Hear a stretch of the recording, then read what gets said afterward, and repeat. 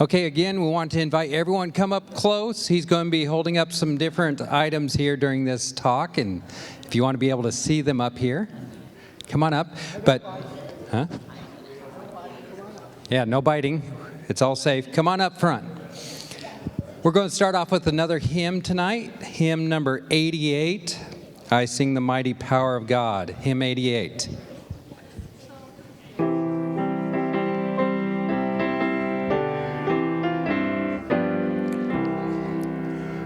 I sing the mighty power of God that made the mountains rise, that spread the flowing seas abroad and built the lofty skies.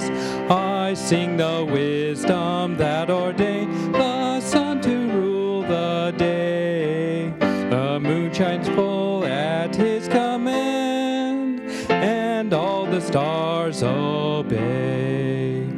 I sing the goodness of the Lord that filled the earth with food. He formed the creatures with his word and then pronounced them good. Lord, how thy wonders are displayed where'er I turn my eye. If I survey the ground I tread or gaze upon the sky, there's not a plant or flower below, but make thy goodness known.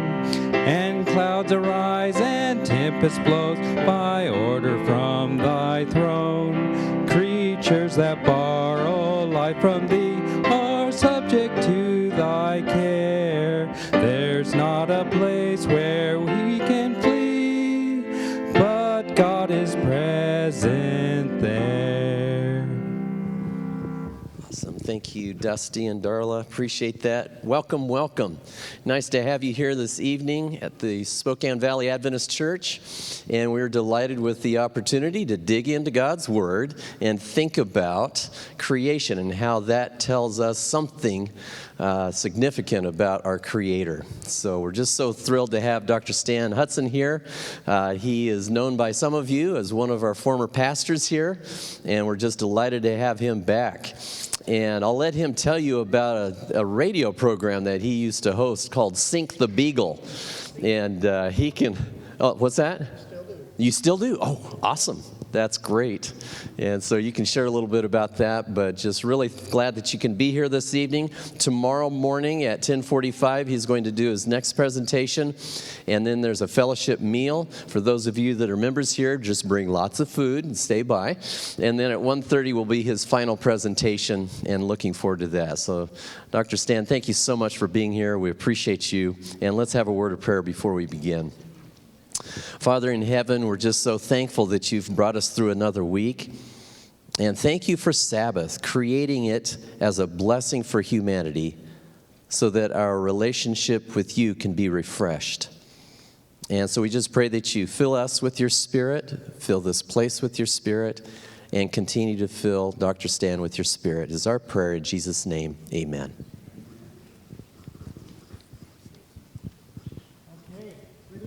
Buddy, oh, there we are. Good evening, everyone. How are you? Good. Did you have a good meal?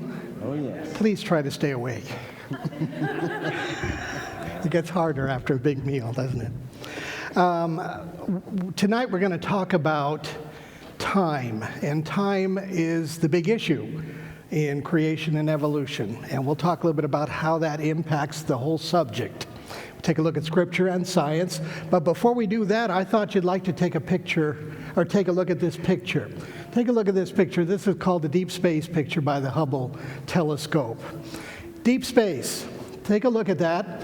I'm not sure about the lighting here. Is there any way that we can get some of these off? I think you played with them. What? Oh, the cameras. You see, we're ruined by these cameras here, man. Got to have light. You know, you can't have too much light for cameras. Well, anyway, take a look at this. This was taken a few years ago. It's on the Hubble internet website, and you can download it. But take a look at this. They purposely chose a section of the sky that had a minimum of stars. and did a long exposure. And we're talking about an area about the size of a pea, all right? Take a look. There, you see in the lower right hand, see the kind of the sparkly kind of object? That's a star. There's one in the upper left. Everything else you see there is a galaxy. Every other light source you see there is a galaxy. On average, there are 200 billion stars in a galaxy. So take a look at that. You're looking at, if this were a crystal clear, dark picture, you could see every little light in there. There'd be 10,000 galaxies in this picture alone. And again, that's that much of space. You can hold it there, there, there, there, and get that kind of number. Now, up until recently, the total number of galaxies was assumed to be around 200 billion, with 200 billion stars per.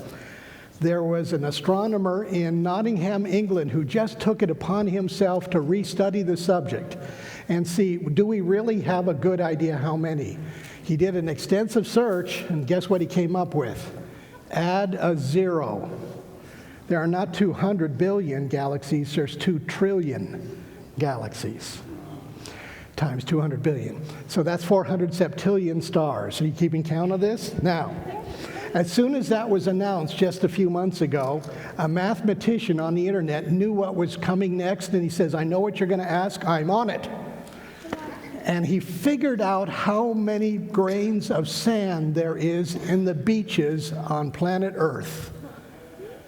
You know, did how much per cubic whatever, knew the miles we're talking about, and he said the answer is yes, there's more stars in the sky than grains of sand on the beaches of this planet. So, whew. And then the Bible says that God calls every star by name. Okay, so if you're ever feeling really impressive about yourself and like you're really hot stuff, take a look at that picture and meditate on it a bit. We are specks on a speck among specks. And yet, as the psalmist wrote in Psalms 8, when I consider the stars, what is man that you are mindful of him, and the son of man that you visit him? And yeah, God wants to visit us, wants to be with us. Amazing, just astounding. Blows my mind. It's a great Sabbath thought. Okay, well, let's get to the issue of tonight. Incidentally, I got some rocks up here, and I never show these to the big kids. I usually show these to little kids, but I thought, you know what? I'm talking about time, which is all about studying rocks, the age of rocks. I'm going to put the rocks out for them to look at tonight, too. So count yourself blessed. Okay, we're going to talk about in the beginning. When was the beginning? All right, and so this is a funny thing to start us off. It says the most widely used mutation rate, you're going to not thank me as we're reading this, for non-coding human mitochondrial DNA relies on estimates of the date when humans and chimpanzees shared a common ancestor, taken to be 5 million years ago, but a few studies have begun to suggest that the actual mutation rates are much faster. Regardless of the cause, evolutionists are most concerned about the effect of a faster mutation rate. Researchers have calculated that mitochondrial Eve, the woman whose mitochondrial DNA was ancestor to all living people, lived 100,000 to 200,000 years ago in Africa. Using the new clock, she'd be a mere 6,000 years old. No one thinks that's the case. No one thinks that. Come on, Eve lived 6,000 years ago? Oh, come on. Anyway, when they do some studies and they come up with an answer that's pretty close to the Bible, they say, okay, we got to redo this. So, checking out mutation rates. It all depends upon the glasses you look through on age issues. Remember, we talked about uniformitarianism. So, here we go. 2 big problems for creationists, and if I don't talk about this to a secular group, like on a college campus, they know I'm just some kind of Bible-thumping, somebody who doesn't know anything about real science. So I have to say, yeah, we have some unanswered questions, and we're working on them. One is radiometric dating in fossil order, but we'll talk about radiometric dating. Now, this man here, Archbishop Usher, believed God started creating the world on Sunday, October 29, 4004 BC at 9 o'clock in the morning. Yeah, that precise. And we kind of laugh at that kind of precision, that somebody would come up with that kind of a precise date. But actually, let's take a look at some of the things. Now, first of all, what you're going against is humanism. Humanism has co-opted science today. Humanism is basically the process by which truth and morality is sought through human investigation. Humanism rejects the validity of transcendental justifications, such as a dependence on belief without reason, the supernatural texts of allegedly divine origin, in other words, the Bible. So humans are the top of the chart. That's that, and this is really a nice way of, kind of a scholarly way of saying atheism. Humans are all there is. So this is what's going on. So that affected people like James Hutton, and we talked about this last night, uniformitarianism. Things continue at the same rate. Now, because that is the issue, everything continues at the same rate. Dating of rocks is based on the assumption everything continues at the same rate. Please get that. Everything goes at the same rate. Okay, so let's take a look. Present is the key to the past. Now, here's how some of this came about in England, for instance. Anybody know where that is? Take a shot. This is England. Hadrian's Wall. So Hadrian's Wall, built by the Roman Emperor Hadrian in about 130 or so AD. Notice that the erosion of this at the time that we're talking about, Darwin's time and so forth, this would be about 1,800 years old or 1,700 years old. And they look at the erosion of the wall and they say, okay, now that's almost halfway back to the flood. Take a look at mountains like this in England. But this looks like it's much more weathered. A mountain like that is much more weathered than the wall. Must be more than just simply double the age of Hadrian's Wall. Of course, again, they're not assuming that any of it could have been done by the flood. But anyway, so they started to just look around, and by current rates, that mountain had to have been around longer. Now, that's what they're going by. See, current rates of erosion. Now, Charles Lyell is the one who wrote the book that Charles Darwin had under his arm when he went to the Galapagos Island. And he was kind of like the geologist in Darwin's day. He imagined that the Earth to be perhaps 1 to 2 million years old. That was a big deal, 1 million years old. And Darwin assumed that little changes with a lot of time would make big changes. That was his assumption. So give it time. Incidentally, if you don't give evolution a lot of time, it doesn't work. You've got to have a lot of time for evolution to have a shot at working. So notice this, William Thomson, Baron Kelvin, you've heard of Kelvin units, studied heat loss, estimated the age of the Earth to be between 20 and 40 million years old, and that's toward the end of the 1800s. Then you get into the early 1900s, and Ernest Rutherford, who's kind of the father of radioactivity and nuclear physics, he imagined that the world was even older still. So the current estimated age of the Earth is, anybody know? 6,000 years old. Thank you.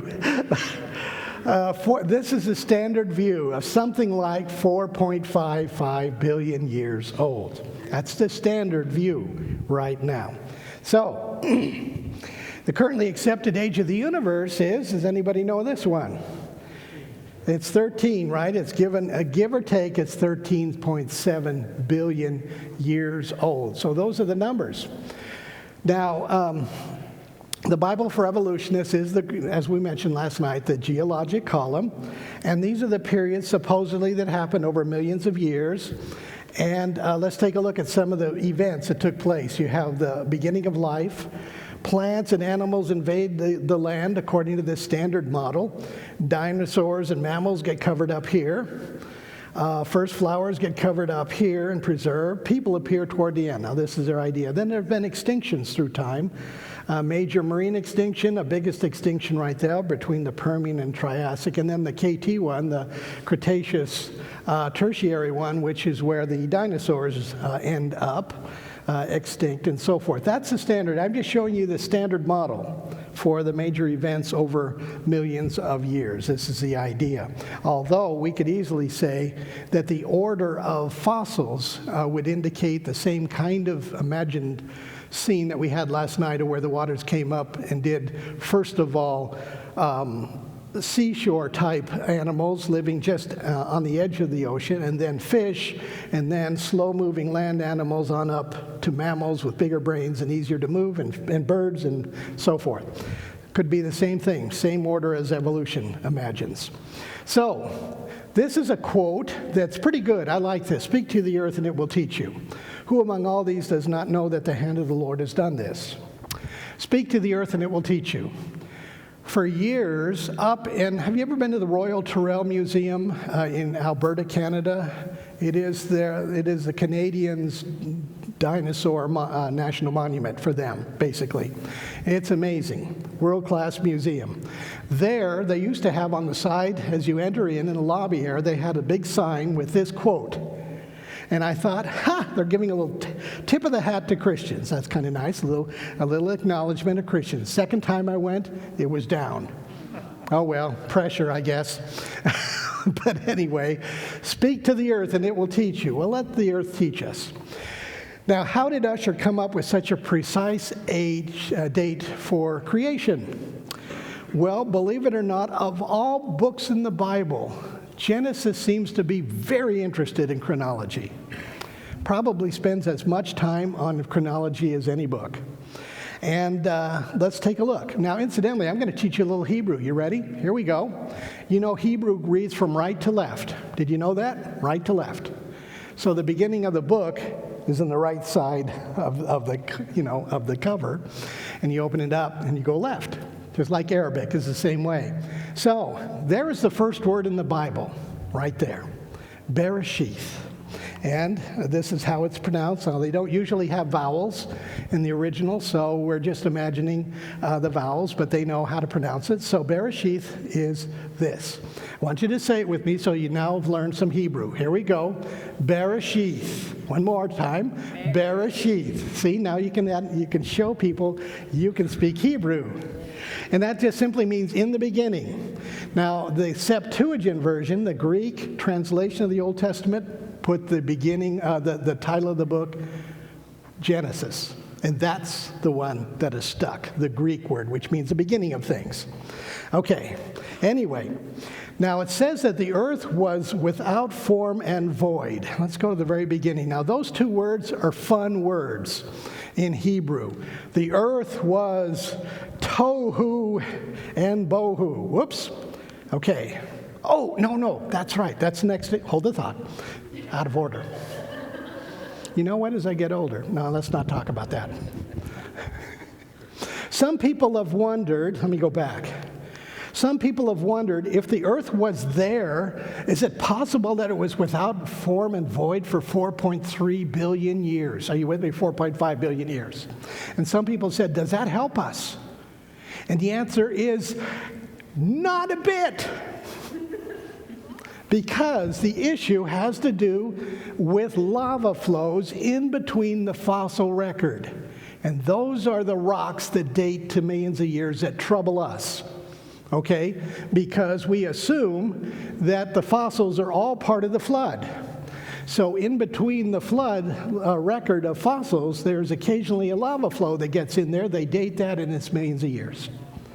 Are you with me? So it's not the bedrock down at the bottom, which could be 4.3 billion. It doesn't particularly matter.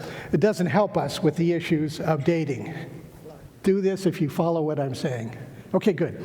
All right. 5 of you do. Yes.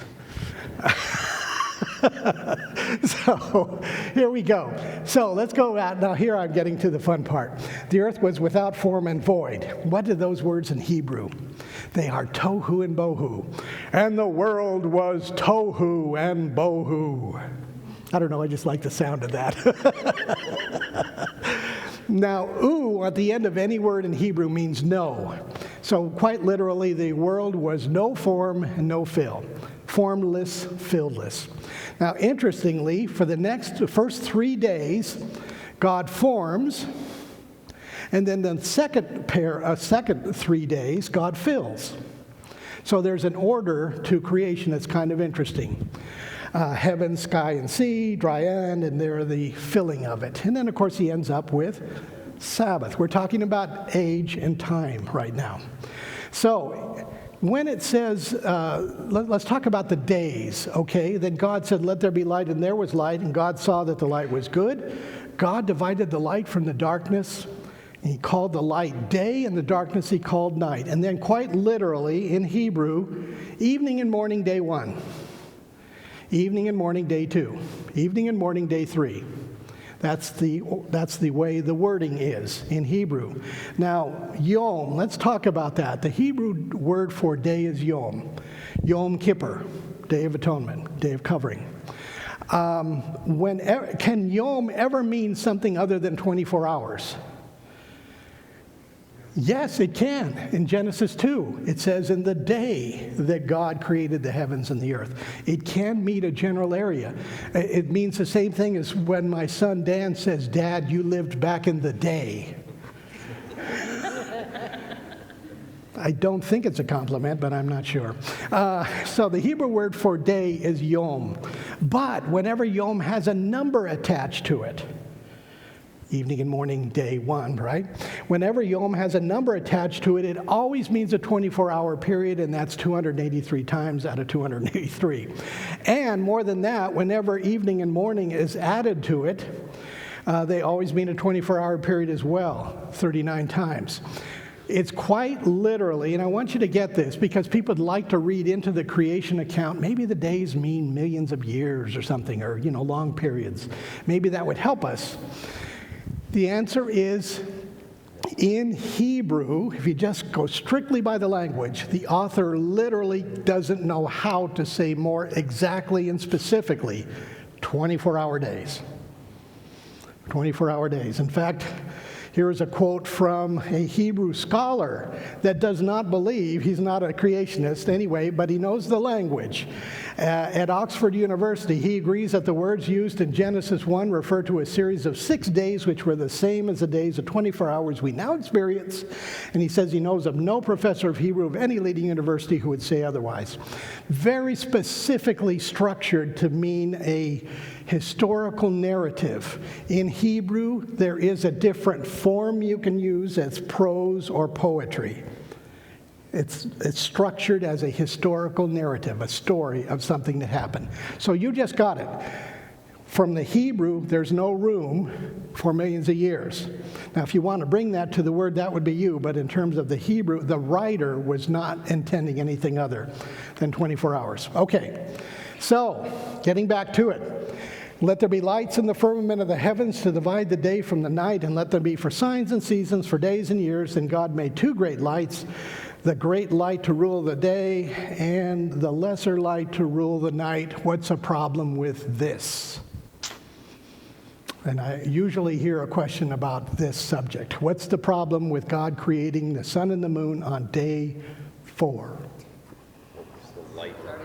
What was the light? There was evening and morning, and there was light and dark, and, kind of thing. So doesn't he need the sun and the moon for those things?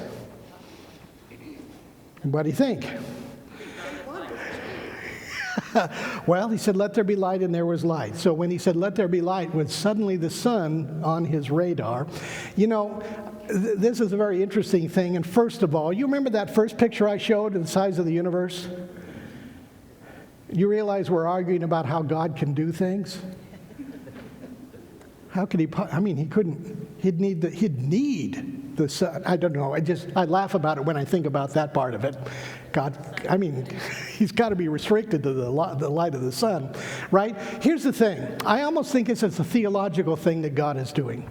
Throughout nature and history, the one thing that seems to usually be worshipped in nature is the sun. Let's face it. If the sun ain't coming up, we're in trouble. So, the ancient people would hire priests.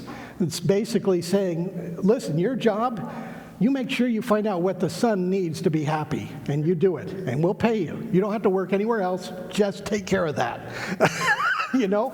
Voila, pagan worship, the creation of it. So it's almost like God is saying, theologically, you know what? That sun thing, I don't particularly need it for light, but I'll put it up there too. It's no different than any other thing I make. I just make it for a purpose, what I want for use, but it's no big deal. So it's almost like there's a theological statement there by putting it on the fourth day that's no different than anything else God had made. Incidentally, I'm kind of troubled by some of the modern references to the sun in science now, and they practically are saying, I'm not saying it's worship, but they're practically saying, boy, it's because of the sun we are here today, folks. It's like, oh, come on, bubbling up from that pond, that bubbling pond where we, that kind of cream of mushroom soup kind of stuff that we supposedly came out of a billion years ago or two. Anyway, so there shall be no night there. They need no lamp nor light of the sun, for the Lord God gives them light. That's in Revelation. I guess you don't need the sun sometimes. There it is. Okay, so here's a question for you. How old was everything on that first Friday? Now, I once talked with a creation scientist, a young man, and just to have some fun with him, I said, you know what, if you came in on that Friday and you brought your instruments to measure everything, like how long was a tooth in the horse? Fruit on the tree, what kind of readings would you get for the age of the earth? And he thought about that and he said, that's not fair. That's not fair. And I mean, he actually got a little upset that God would kind of mask or do something. I said, come on, it's God. He can do what he wants. If he wants to make a suddenly mature planet, ready to inhabit, ready to go. Okay, so some people have wondered if God has created everything with what we would call a parent age, including even the mineral kingdom. That's a possibility. I don't particularly think that's going on there, but some people have wondered about that. So why did it take God so long to create the earth? Why didn't he say simply, let there be everything? And it was all good. Why does he take as long as he does, a whole week? Is it perhaps because God is creating time as well? So let's take a look. Now, there is no natural reason for a week. We have the year. We know what a year is, the earth going around the sun. We know what a month is, a month. The moon going around the planet. We know what a day is. That's easy. But what in the world is the week? And where does the week come from? The 7 days. And, of course, we know. Then God blessed the seventh day and sanctified it because in it he rested from all his work, which God had created and made. So, didn't I talk about blessing? Oh, maybe I didn't. That was with the kids. Blessing makes something better in Hebrew. It's a better day, quite literally. If you take your Greek heads off and put on Hebrew heads and think for a minute, blessing something is actually making it better than it would have been before it was blessed. Tangibly improved. Up a couple steps. So God blessed the seventh day and sanctified it. Now, do you know how to read music? What's that?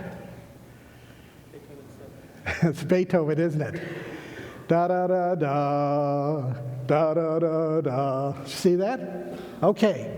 What is this mark right here, and what is that mark right there? What are those? Those are rests. I am now going to give you the best example that I know for the word Shabbat, or Sabbath.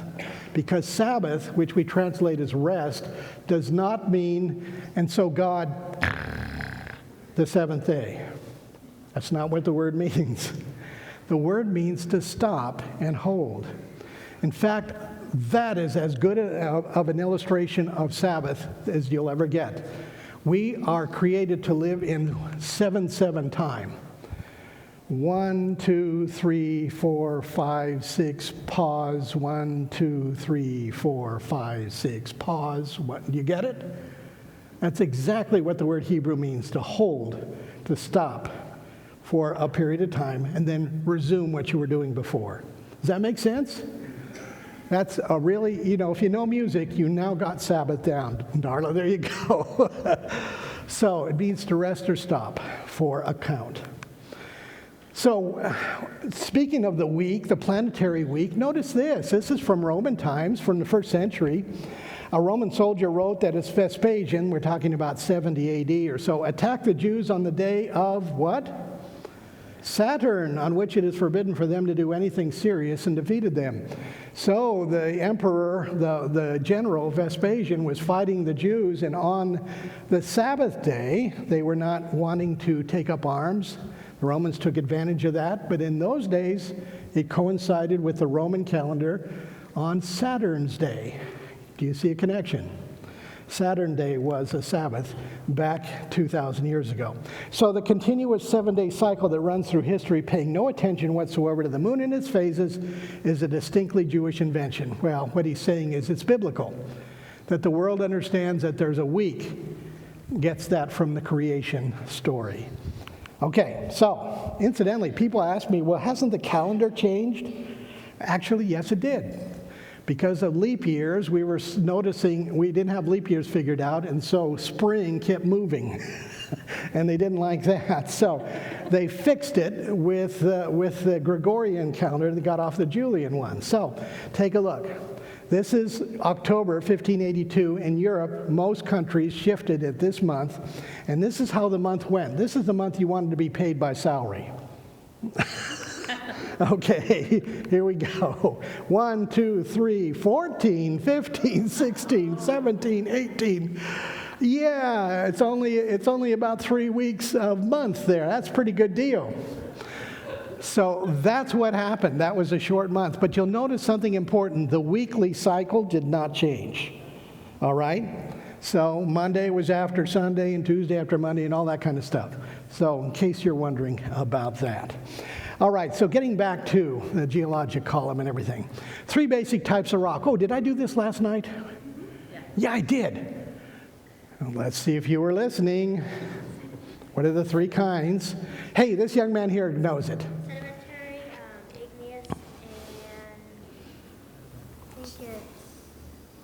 He's got the first 2. What? Sedimentary, igneous, and do you know? Peacock copper. No, actually, that's the color that's the rock I gave out to them as samples. The third one was metamorphic. Remember? Metamorphic. So limestone, igneous, and metamorphic. And that the first, and this is the way I want you to understand sedimentary rock.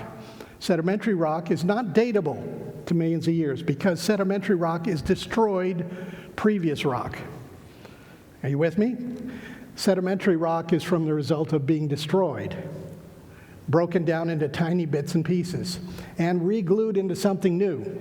And so that's why they never, almost never, some try to date sedimentary rock, but it's very hard. 75% of the Earth's crust is made of sedimentary rock. Now, how can you tell how old a rock is? Wouldn't it be nice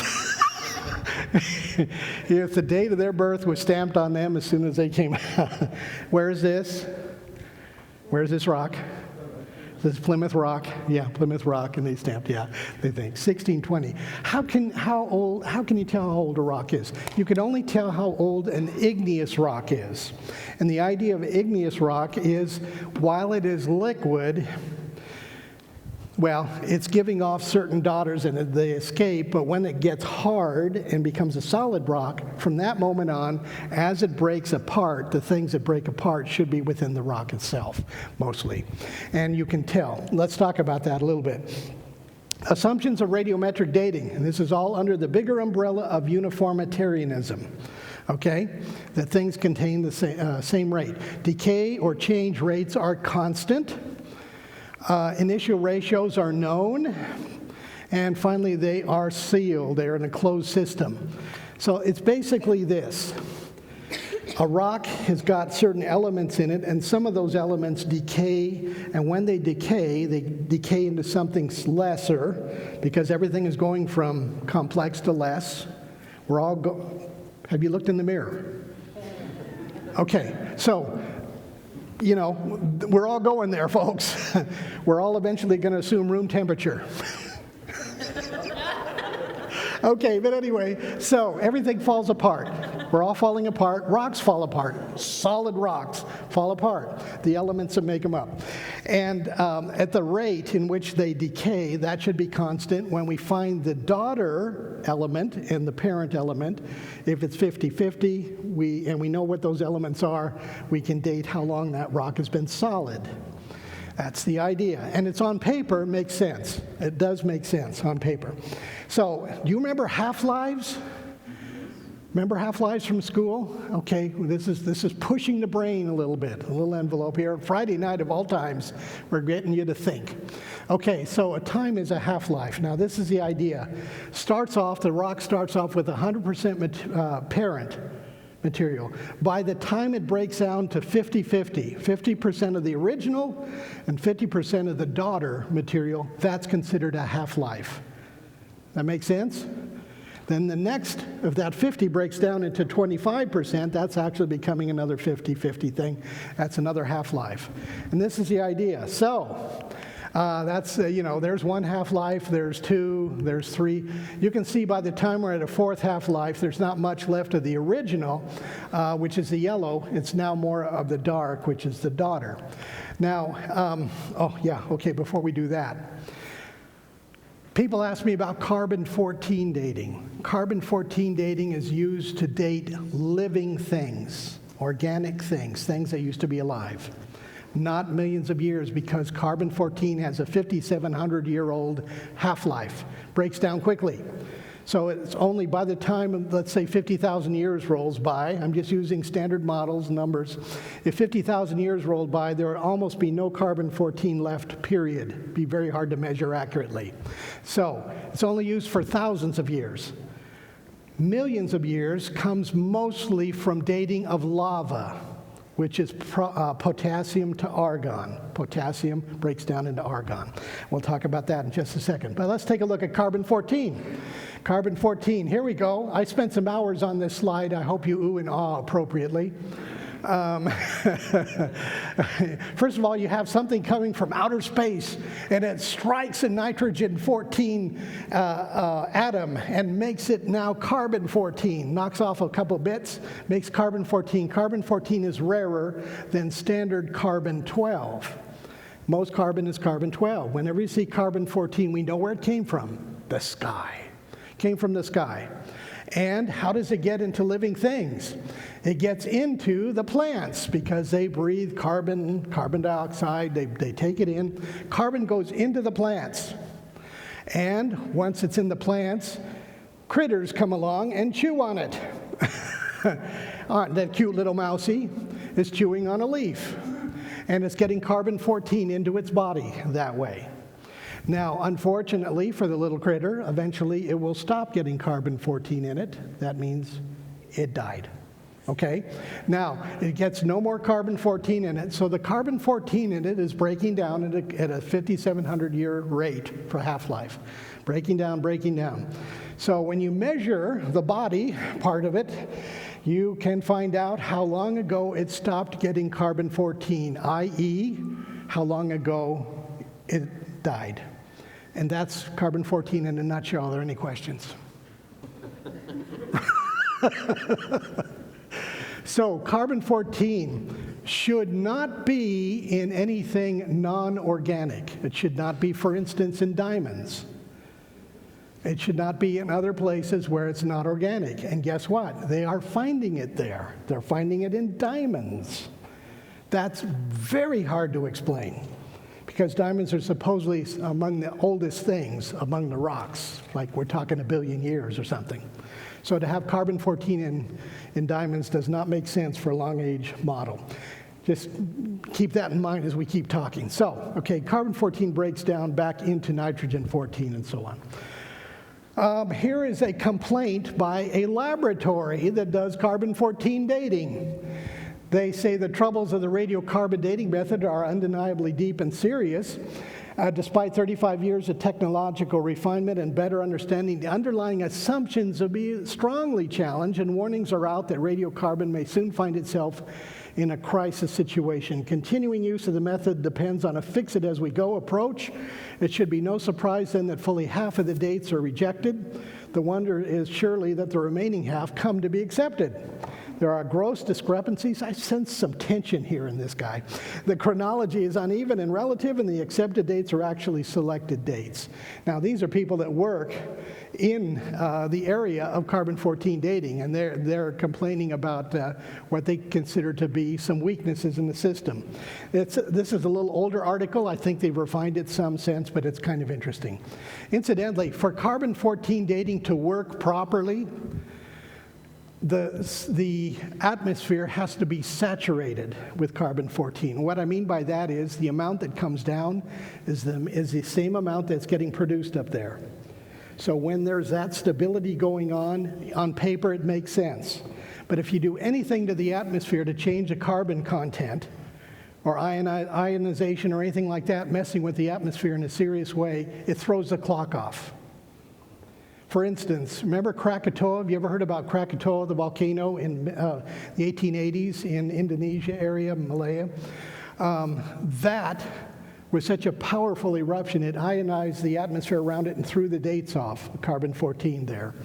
When they did the atomic bombs in Bikini Atoll after World War II down in the South Pacific, that ruined carbon-14 dating for that area as well. So major things can happen that throw it off, and incidentally, the flood is going to seriously affect the atmosphere. You won't affect the atmosphere anymore than with the flood. So I actually think, this is just me, I actually think with the atmosphere stabilizing more, and I've heard some people say it's not quite there yet, but let's assume it is there, stabilized, producing the same amount.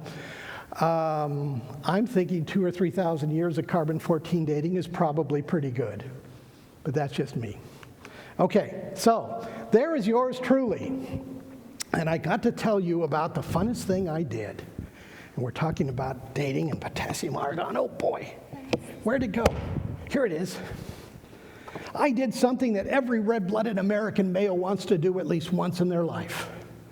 Play in lava. Am I right? Yeah. Would that be cool?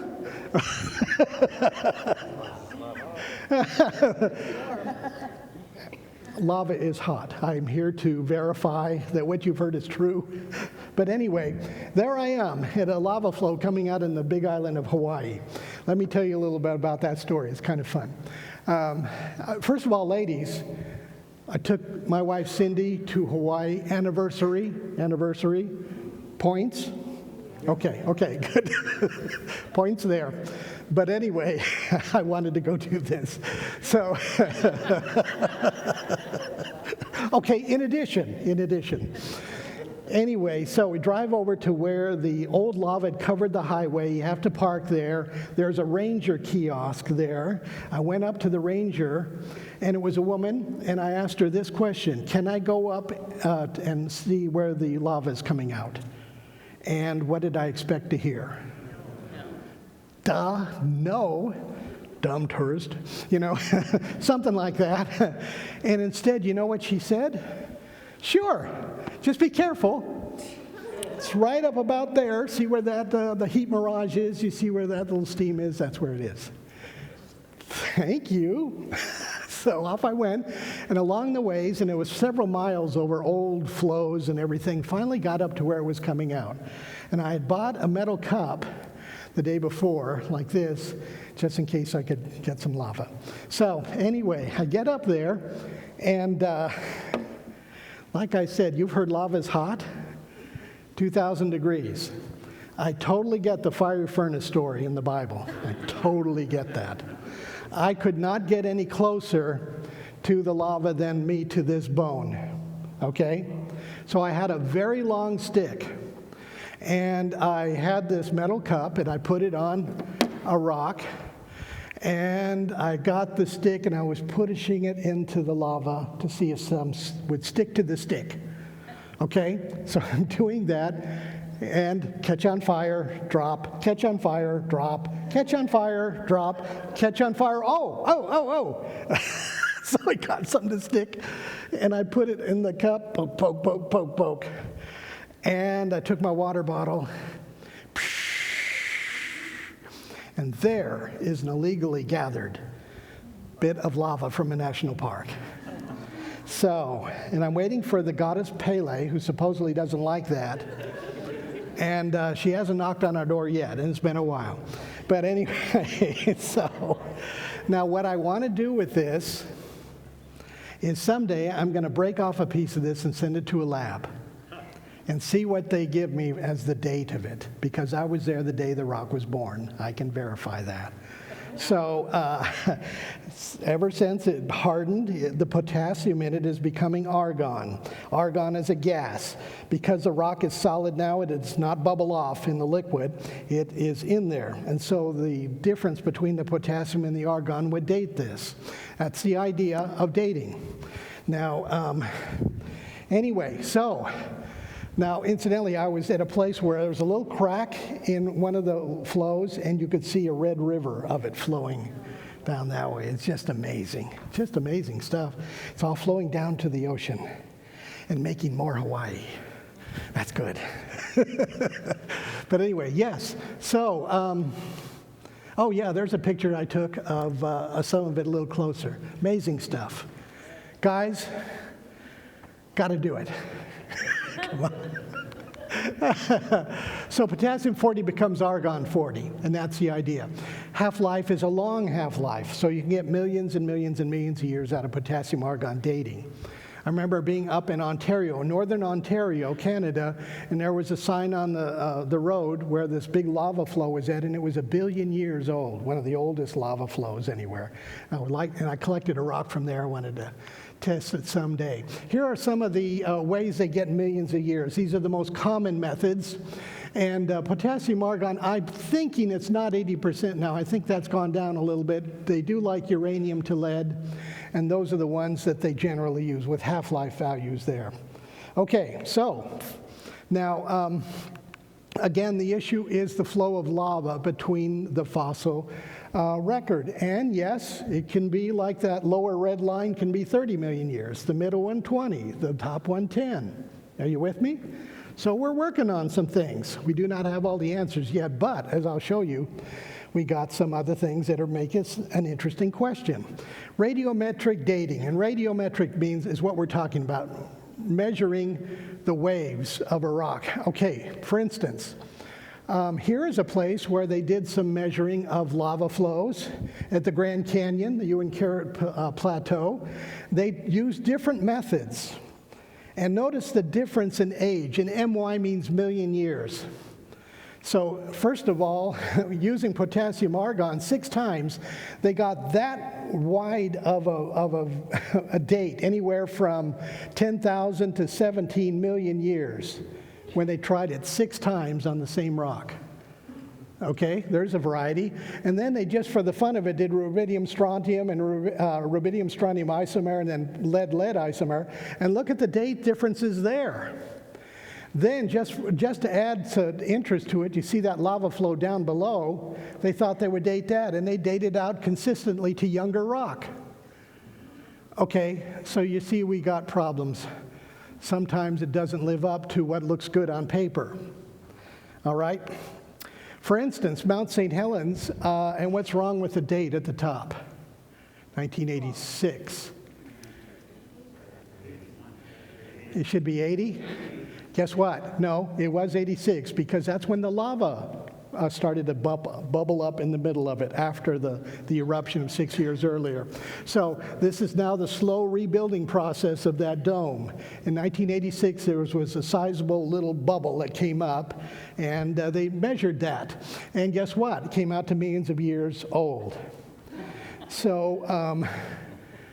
So it looks good on paper. It's just when you apply it is when the problem is. For instance, here is sandstone that absolutely dates, no question, to 225 million years ago, according to the standard model. And instead, it's wrapped around a wood fragment that dates to thousands of years. Again, it's hard to explain. Here is a carbonized tree stump that's in Jurassic rock, but it dates to thousands of years. So, no question. So, anyway, issues for dating the Earth. I got to tell you, living fossils. This is a good one. 1938, have you heard of the coelacanth?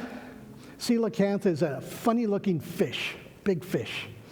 and it was known before 1938 only in fossils. And they had fossils that they dated as old as 400 million years. Now, what they really liked about a coelacanth for evolution purposes is it has a unique set of fins down at the bottom that kind of look, with a little imagination, like give them a few million years and those will be legs, right? Those are going to be legs. So those are potential ancestors to you and me, okay? That's the idea. 1938, they have this big display in the British Museum. In 1938, they caught one. They caught one off the coast of South Africa. And there's a picture of the woman who's actually a scientist, museum director. She rushed over to see this thing. They had already cleaned it. But anyway, the outside was still there. She got pictures of it, and there's no question about it. Dead ringer, it was a coelacanth. And since then, they found quite a few more. In fact, it's when the fishermen locally found out that the scientists were willing to pay good money for a coelacanth, suddenly they started appearing all over the place and have ever since. In fact, they've even videoed coelacanths on the bottom of the ocean, and they wanted to see what they're doing with those fins. And you know what they're doing with those fins? They're swimming with them. They're not rock hopping or bouncing or looking like they're in any way using them like we would legs. Yeah, so it's kind of interesting. 1938, very funny. Living fossils and dead ringers for these 400 million years. Look at this kind of guy. I kind of think this looks like a crab from Mars or something. I mean, it's just a funny looking thing. Have you ever seen one in person? Like, you got to go to Massachusetts, Cape Cod and around there, and you see one of these things, you never forget them. But that's horseshoe crab today, and there it is, an Ordovician fossil from 400 million years ago. Absolutely no difference whatsoever. And speaking of Mars, this is a Latin word for ant from Mars. This ant was considered to be the oldest example of an ant. In other words, an early form of an ant in the fossil record. And then they found some living ones. So, okay. So they're still around. Living fossils. Ginkgo tree leaves up to 270 million years old, and there's no difference in ginkgo trees. This is a great story. Now, this is in Australia, and this is a national park in Australia near Sydney. It's called Wollemi National Park. And Wollemi National Park, a few years ago, had this good-looking young ranger, and he said, I am going to go explore a canyon in the park that you can't get to unless you lower yourself by rope. So he took some rope with him, and off he went to explore this canyon and bring back some samples and so forth. Well, when he got down into this canyon, he found a tree that he had not seen before. In fact, there were several. He took samples, took pictures, brought them back. Guess what it was? It was a tree that everybody thought was extinct. In fact, up to 200 million years old were some of the fossils found, and the living tree is identical to the absolute nth degree with these fossils. So there's absolutely been, no, this is actually the rarest tree in the world in terms of in nature. There's only one grove in this canyon, and I want to say it's under 100 trees, but they make pine cones, a lot of pine cones. So they've actually been growing these things to raise money to preserve the natural habitat. And so I actually bought one of these trees a few years ago, and I went around and used it in my lectures and talking about living fossils. And that was in Moscow, Idaho, where University of Idaho is. They have a big agriculture department there. And after I was using it a few years, I thought, I'm going to donate it. So I donated it to the University of Idaho Agriculture Department in their rare plant section. And they said, anytime you want to come and use this for one of your lectures, just come on in, pick it up, take it, and just bring it back after, no problem. So I did that once, and then when I went back a second time, it was gone. So, and they couldn't explain it because there had been a change in staff, so they didn't know anything about it. Oh, well. But I'm going to get one of these again someday. Pretty cool. And here's another age issue, and this is a problem. These are birdie footprints. Did I talk about this last night, bird footprints? Okay, this goes with the dinosaur talk. You'll get this a little bit tomorrow too, maybe. But here's bird footprints. Bird footprints, and it's got the backward toe, right? So it's a bird, it's not a lizard. So these are bird footprints in Argentina. It would be something like a seagull-sized bird. And it's hopping on this mud that became rock. Why is this interesting or important? It's because it's on Triassic rock. And Triassic rock is too old to be birds. Simple. That's it. You don't think I'm kidding? It's significant because we find footprints, this is the Argentinian scientist writing, with morphology, that shape, identical to modern birds and rocks that predate by 55 million years the first record of true aves. That's birds. So we got footprints that don't help us with dating because they're too early. Messes up our image of where birds came from in evolution and so forth. So it's significant. That's all he says. Didn't explain it. Said this seems important. Okay. Issues for dating the Earth. Miracles of preservation. We've had a lot of things. We've had leaves that are preserved, flexible still. This is big, and I'll talk a little bit more about this tomorrow when we do dinosaurs in the afternoon. But in 2005, a T-Rex, several bones from a T-Rex were taken to a laboratory, and they wanted to get to the insides of it, so they started to dissolve it in a fluid. They went further than they intended to, and they went to the real middle. But when they did, you could almost hear the words across America with somebody shouting something like this: "We've got soft tissue here." What? No, look. We've got vessels that are flexible. We've got red blood cells that have stained the bone. All of this cannot possibly be if it's 65 million years old, and that's the youngest that bone could be in the standard model. So these things. So now suddenly there's a mad dash to study fossils and look for things that couldn't have been there if they were millions of years. Now we're thinking maybe they're still there. So they're looking for proteins, and they've been found in there. A Triceratops, a duck-billed dinosaur, dinosaur eggs from Argentina. You pronounce that next one, Psittacosaurus, bones from China, an embryonic sauropod. You get the idea? They're finding these on the average of one every couple of months now. They're looking for places that they never thought of looking, or they assumed it would all be gone. Proteins, they're finding chitin, they're finding, in a couple of rather sensational discoveries, and very questionable still, is even some DNA in a dinosaur bone. Now we'll see what happens on that one. That Triceratops at the top had soft tissue inside of a horn, one of its horns.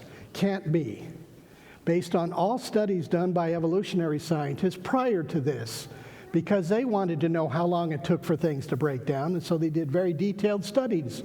How long does it take for protein to go away, for DNA to go away? And absolutely every study on all these things puts it in thousands of years, not millions of years. Are you with me? So we use that same data, those same studies, to say, well, then that would make these bones thousands of years, not millions of years. Okay, they don't like it. Some things get preserved pretty well at Montessori. And there's one a little bit newer. Some are preserved well. Look at this guy. This was found in Canada just a few months ago. It's called a nodosaur. A nodosaur is like an ankylosaur. It looks like it's a combat-ready dinosaur. We'll talk about that more tomorrow. But look at how well preserved. It's basically the top of the animal is perfectly molded and preserved. Kind of interesting. The details, amazing. So, okay, uniformitarianism.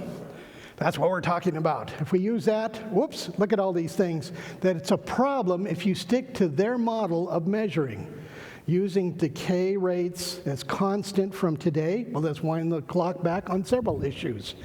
That we shouldn't have comets anymore because they should have decayed if they're millions of years old. The continents should not be here because we've measured how fast the soil gets washed into the ocean.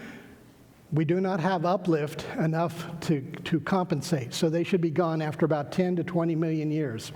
Lack of sediment in the ocean, spiral galaxy speed, carbon-14 in wrong places like diamonds, lack of salt in the oceans. The oceans are supposed to be millions of years old, but not according to the salt content. Too much helium in rocks. Oh, let me tell you that one. That's a good one. I mean, it's absolutely fascinating, don't you think? Helium in rocks? I mean, let's just read books on that.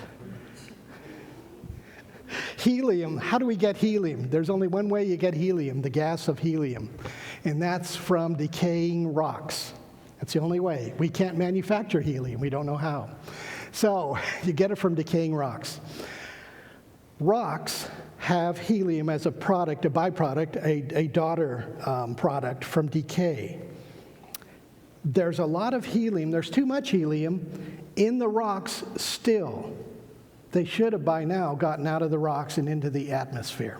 I don't know if you know about helium. You ever have a helium balloon? Can't use rubber because they'll go right through the rubber. Helium is a very tiny atom. So they use that mylar stuff or whatever that is, that metally looking stuff, because it's a little tighter. But even that, after a couple days, right, even that's kind of wilted. Helium gets out of places. It should have gotten out of those rocks a long time ago. But it's still pretty much in the rocks, which tells us there's been decay, but not necessarily millions of years ago. Okay, and you can see some of those other things there based on uniformitarianism. Look at this natural gas pipe and that rock growing in it. Yeah. So all the things that we thought took millions of years to do, like coal, making something a rock, petrifying it, stalactites, opal, oil, all these things actually we've now found out can be made much, much, much quicker. Doesn't require millions of years. In fact, oil and coal, you cannot explain oil, for instance. Oil is in big chambers underneath the ground. Oil is all organic material. It's all covered up, buried organic material. You know, you've seen the dinosaur pictures in gas stations. It's probably not too far off. But anyway, all of that is organic material. If it's been under pressure and underground, you know, oil is slick. Oil can squeeze out and go to different places. It shouldn't still be in big chambers. If it's millions of years with tons and tons of rocks on top of it, that should have been squeezed and spread out. Instead, it's still in chambers. Kind of interesting. And coal, you can't make coal from peat beds, the depth of coal that we have in some seams in the world. Mammoth Hot Springs, ever been there? You could practically watch the calcium carbonate forming rock from the hot springs there. I mean, it's just growing right into that observation platform. You could practically watch it grow. That calcium carbonate stuff is the stuff that makes these. If you've ever been to Carlsbad Cavern or something like it, you'll have a ranger or somebody there say, you see this stalactite hanging down here? See that little drip, drip? That's been 100,000 years in the making. And you know what? They'd be right if it's always been drip, drip, like that. But if it were faster in the past with more water and hot water and saturated water, like the stuff at Mammoth Hot Springs, this would be much more rapid. Okay, so for the creation was subjected to futility, not willingly, but because of him who subjected it in hope. Because the creation also will be delivered from the bondage of corruption. For we know that the whole creation groans and labors with birth pangs together until now. I talked with a seminary professor named John Baldwin. He's professor emeritus of theology at Andrews University. And he has a great interest in creation, and we talked about the theology of it. And I said to him, Doctor, Romans 8 talks about the whole creation groaning under decay, the bondage of decay. Do you suppose that's talking about rocks also? And he'd never thought about that, and he actually now believes that that could well include the rocks, because it says the whole creation. Prior to this, it's talking about people. Paul is talking about people. Then he says, oh, but the whole creation, more than people. Whole creation is groaning under the bondage of decay. And it sounds like God subjected it to it, but with the hope that someday decay is not going to be our lot. Amen on that? So decay is going to end someday. But I wonder, has the decay in rocks been a result of something like sin entering the world. I'll just let you think about that. But it's been subjected to decay, the creation. Okay, well, it's a thought. So, I like this. Do not lay up for yourselves treasures on earth, but lay up for yourselves treasures in heaven, where neither moth nor rust destroys. Looks like biological, chemical decay doesn't take place in heaven. I like that. So, pretty cool. I think that is it. So, do you have any questions on the things we're talking about? And this is age and time and all those things. We're going to let you come up and look at some cool rocks afterwards if you'd like to. Sir. So when we look at... Oh, are we going to do mics on this or not? What do you want to do with camera? Talk loud. You can talk loud? Oh, there's a mic. Oh. So when we look at the stars, we have millions of light years to even the nearest star. So Yes. could you maybe touch on how that would still not be a problem for creation when we look at... So in other words, at creation, many of the evolutionists say, well, when the stars were first made, there's no way that we'd even be seeing the light yet. It's too many millions of years for that to have gotten here to the Earth. I'm not quite sure how to answer that, but I'm going to answer it by pointing out two models that people have on this that are creationists. One creation group, the ones that made that ark that you saw last night, Answers in Genesis is the world's largest creation ministry, non-denominational. They believe in a 6,000-year-old universe. 6,000-year-old universe. Now, and they get that from the Sabbath commandment, which I'd kind of like to say, do you see the Sabbath in there, incidentally? But anyway, so they believe that. So Seventh-day Adventists are liberals to somebody. Did you know that? We're liberals. It's kind of cool to be thought of as a liberal by somebody. Instead of not always a conservative. But anyway, because think about that, because Adventists believe in a longer age universe because of the great controversy and how long it takes for Lucifer to become the devil. I mean, if you've got a 6,000-year-old universe, God makes Lucifer in the morning, he becomes a devil by the afternoon, and I mean, you got war in heaven and everything else, you know, just really condensed. So we're thinking it took a little longer than that. So the bigger question might be, so God created the heavens. It's a shemayim. It's a dual-ending word. I would really like to study that with a Hebrew scholar who wants to engage me on that and say, why does it say the two heavens? It's in Hebrew. It says, and God made the two heavens and earth, the two heavens. And we know that the third heaven is where God is. Did you know that? The New Testament speaks of the third heaven. And that's where God is. So there's two heavens. Is that our galaxy? Is that our solar system? Is that the whole universe? Are there multiple universes? To me, all of these areas are interesting. I'm not sure how you can really nail down any of them as a for sure thing. But I don't know if I got completely, you know, for obviously, if God created Garden of Eden with age apparent and everything is mature, if he wanted to create a universe where the light suddenly was here from every corner of it, obviously he could do that.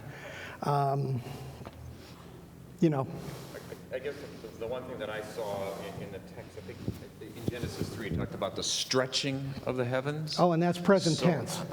I don't know. So maybe that stretching was the light expansion. So just because light travels at 186,000 miles per hour now, does it mean that it's always been static like that, or was there some divine process by which he actually stretched those heavens for that light to reach the earth so that we would actually have the benefit of the sun, the stars, and the moon for lighting? I don't know. But science pretty much is supportive of the idea that the universe is expanding right now. You got that? The universe is expanding. In Isaiah, it says God is stretching, and it's present tense. He is currently stretching the heavens. And that's not bad science for that early a time. But whether it's stretching the heavens or the light from heaven, I don't know. Yep, don't know. But I don't think any of this is too hard for God. Over here? It's coming.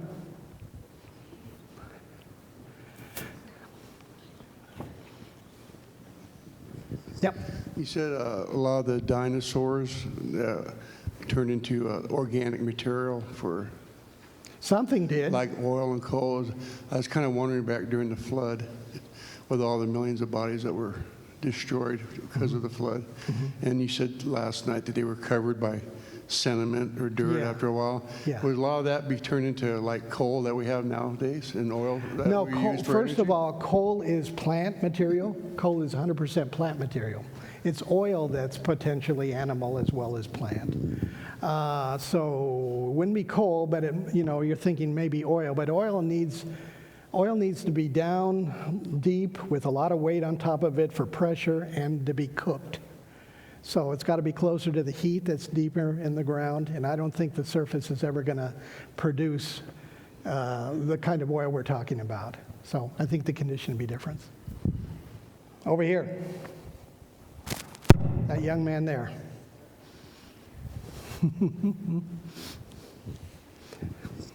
You know, when you said that, that we're talking about decaying bodies and that possibly making, I'm sitting here, you were saying no.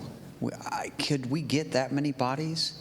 I'm not sure what you're talking about. To make the deposits of oil that we have now? Human or animal bodies? Yeah, animal bodies. Well, sure. Do you remember the bones that bone field that we talked? No, I haven't done that yet. Excuse me, I did that with the kids. For instance, there is a bone field in Wyoming that has the remains of 10,000 hadrosaurs. Those are giraffe-sized dinosaurs. Those are the bones. What that's telling you is there may have been huge herds of animals that could have produced a lot of material. Well, the reason I was saying that is when God made the earth, everything was in its proper place. You had all the uranium. Maybe he made oil already, ready to use kind of thing? Maybe he had it already made, Yeah, knowing that we oil. would use it. I don't know. It was an idea. And the other thing It's an idea. about the stars being, I don't know how many billions or trillions of years old. Billions. If We they're- base that on the light, how long it would take for the light to get to us. Well, if they're that old, they had to have the same goo going on their planets. Why haven't they transported over here? Why? Goo? Why the same? We came from the biological goo, right? Oh, I got you. And why haven't other species already crawling up and they already know about warp drive and all that stuff? You know, there is a Getting fairly surprisingly large number of scientists who don't believe the Bible, of course, but actually think that life may have come here from outer space. And they do that partly because 4.3 billion years is not long enough for life to evolve here, some think. So they kick the can down the road, shall we say, and imagine it started somewhere else and got here via one of two ways. Either a meteor had a little bit on it and somehow went through the near absolute zero of space and the vacuum of space and got here and burnt through the atmosphere and somehow alive on the ground when it got here. I don't know how, but anyway, that's one way. And then the other way is little green men in spaceships brought it. And believe it or not, there is a sizable number of scientists who have a tendency to think that over against the Bible, and they think we have faith. You know? Okay, anyway, I'm sorry. Yes, anybody else have questions? Right up here. I know in the case of carbon-14 dating, Yes, there's a way to validate at least some of the dates with historical events. Yes, correct. So it gives us faith to believe in, at least at some level, carbon-14 dating it can at least It's useful. I think yes. it makes sense. Yeah. But how about the potassium argon and those other methods? Is there any way to get any kind of a historical verification of those dates? The problem is when you have things that have half-lives of 1 billion years, the change of over just a few thousand years is negligible. It's easy to make a mistake in the measurement of it.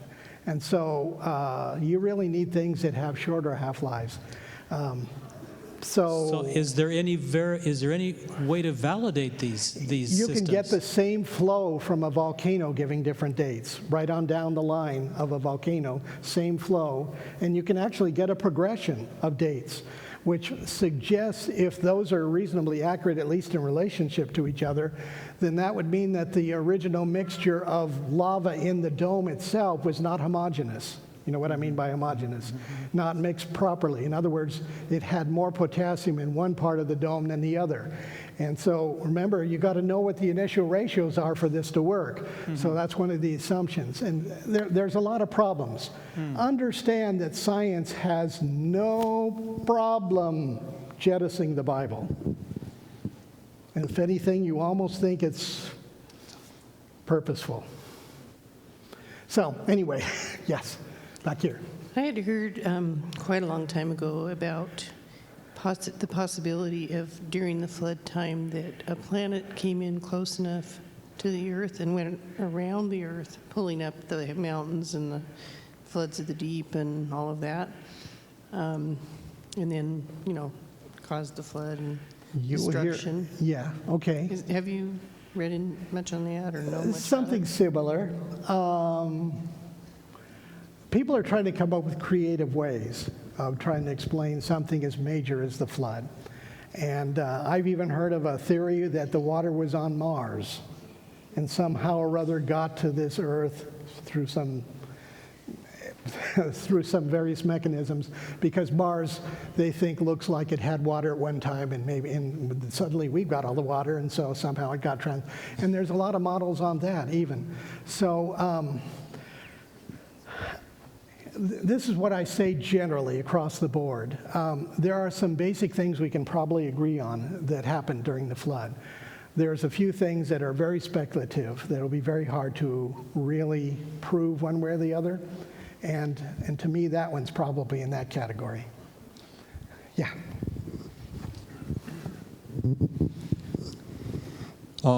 Just going along with your idea there of life coming in from outer space, probably most people have heard of Francis Crick. He's co-discoverer of DNA. He's dead now.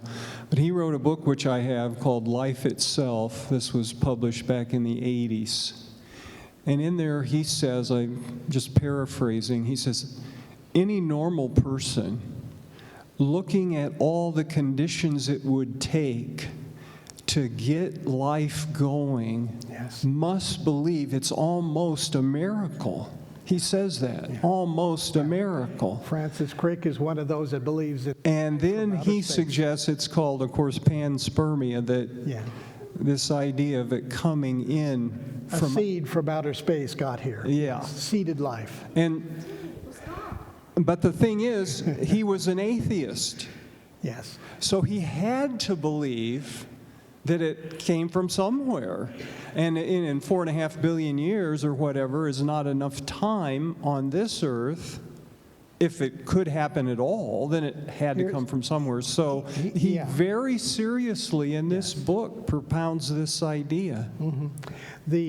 It's kind of interesting. If you think about it, it was already established, was it by Louis Pasteur, that life only comes from life. And that became a law. The law was that predictable 100% of the time, life only comes from living things. However, science today believes at one time or another life came from non-living things. Now, to me, my definition of a miracle is when a law is somehow not held up. Something has happened that it goes against a natural law. So they basically are saying we believe in miracles, but without a miracle worker, where we believe in miracles with somebody working the miracles. I think that's more logical to me. But anyway. Incidentally, still the hardest thing for scientists to explain is where life came from. They always put that at the top of the list if you ask them what's the most difficult challenge in science today, because they regularly come up with ideas. I mean, I remember talking to one biologist, and he was very happy about this idea. He was kind of positive about it. He says, we think that life grew along the top of a crystal. And so because it grew along the top of a crystal, it had shape and form and everything, so that's how it organized. So anyway, so they come up with creative things, and that was creative. I hadn't heard that one before, but if you think about that as anywhere near life, that's, And your tax dollars are paying for life to be discovered in Mars, so we can get rid of that old Bible thing and establish how easy it is for life to get here. I don't know about you guys, but I sometimes think, because they're looking for water on Mars. I have a shower at home to where if you're not on it, if you're not really doing what you need to do, after a while you can see a little green line around the edges. I'm thinking science must think that. You just have something damp long enough and life will start growing. You know, at least that's my imagination. They know that they all have showers at home. See, that's my thinking is if they ever find water on Mars, and they might, they will have found water on Mars. That's a little different than life. There's water and then, okay. Going back to day one in creation, what is the best explanation that you've heard about what was really created on that day? Next question. Leave it to the pastor to ask a good one like that. No, that's all right. And again, the earth was void and without form. Is that something that happened after God started creating, or was that there and then he starts doing the light and dark and all of that? The answer is, don't know. Can you live with that?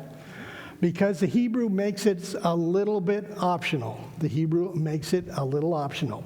Now, what I want you to understand is it does not help the dating issues. So some people want to go that way and push that as though it helped the billion-year issue. It does not. For the reasons I told you, the millions of years are in the lava between the fossil record. So part of the flood had lava flowing. So anyway. We're trying to understand this and that, but like we're taught here in church that anything's possible with God. Yeah, I'd say so. Do you see that universe? So however he did whatever. And that's and no offense, but let me just stop on that for a second, and you can answer your question. But why do we ever try to explain things? You know, light without a sun, or all these different things, decay, and take a look at that universe. Is there anything, you know what my favorite verse of the Bible is? And I put it at the bottom of my signature on any letter I ever send. It's part of that little, my title in that. This is scripture, is Jeremiah 32:27. Behold, I am the Lord, the God of all flesh. Is there anything too hard for me? I'm sorry. Go ahead. That's just all I had to say. Is this. Oh, I'm sorry. When you say, look at that and what the God has done, and we know what he's done. Yes. It's not really hard for myself to understand that he could do anything. He could do anything. Just because we don't understand, and there's a lot we don't understand. First, we don't believe God is dependent upon pre-existing material. Now, if that's true, then forget any other questions or issues you have about trying to explain it. Because God can do whatever he wants to, including speaking things into existence that wasn't previously there. So, yes, this lady here. He's on his way. We're giving Dusty a little bit of work out here. Okay, now, after this, we're ready for one back over there, aren't we? That's the way this has been working. What makes sense to me on the first day is that God had cloaked himself. Okay. And then he says, let there be light. And he lets the light of his own presence be the light of day one. Could be, but he's also setting aside the beginning of time, because he says there's darkness, light and dark, light and dark. True. So that is measured time for this planet. But time exists so that everything doesn't happen at once.